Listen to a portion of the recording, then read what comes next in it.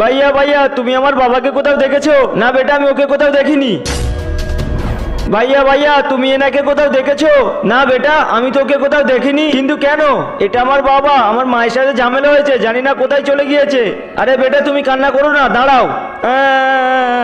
বেটা, আমি তোমার বাবার ফটো তুলে নিয়েছি, আমি যদি কোথাও দেখতে পাই তাহলে আমি তোমাকে জানাবো। ঠিক আছে ভাইয়া, মনে করে জানাবেন।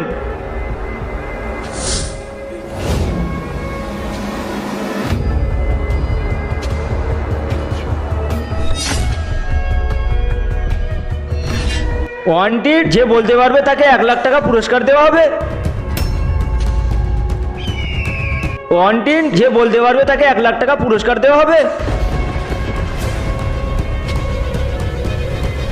বন্ধুরা, তুমি যদি জল খেতে পছন্দ করো তাহলে ভিডিওতে লাইক করে চ্যানেলটি সাবস্ক্রাইব করে দাও। আর যদি মদ খেতে ভালোবাসো তাহলে কিছুই করতে হবে না। আচ্ছা, তাহলে তুমি আমার বাবার ওয়ান্টেডের পোস্টার লাগাচ্ছ? কিন্তু তুমি তো আমার বাবার ফটো খোঁজার জন্য নিয়েছিলে। হা হা হা, আমি পাগল নাকি তোর বাবাকে খুঁজবো? কি প্লিজ ভাইয়া, যেখানে যেখানে পোস্টার লাগিয়েছো সব তুলে দাও। আমি তুলবো না। আর তুই যদি পোস্টার তোলাতে চাস তাহলে 10 লাখ টাকা জোগাড় করে নিয়ে আয়। 10 লাখ টাকা? 10 লাখ টাকা আমি কোথা থেকে নিয়ে আসবো সে আমি জানি না।